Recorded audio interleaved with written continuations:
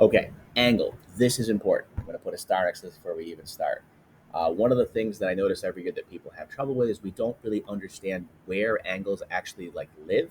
So we have to know what an angle is. So an angle is an opening between two things, and I put things in quotation marks because it could be rays or segments or whatever.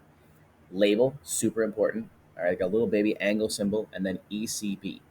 All right, now this means that basically you could trace from E to C to B,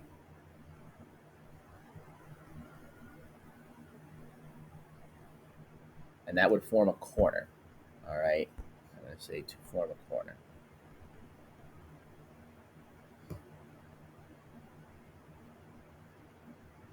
And that's the way that I try to get people to think about angles at first, is that it's a corner. If you had to go stand in the corner, it's the corner that you would go stand in.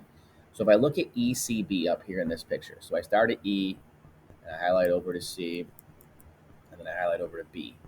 All right, this corner right here, that opening, that's what angle ECB means. It means that corner right there.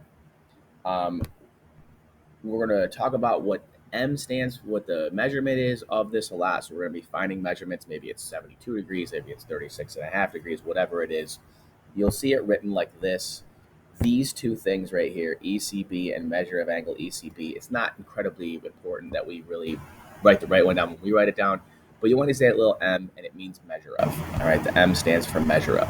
So, sorry, angle, super important. We have to know where angles are. You're going to see some different questions in here. And I should have an online quiz at some point where you can go and practice understanding where angles are. Because if you don't understand where they live, where they exist, a lot of things become very, very difficult to deal with.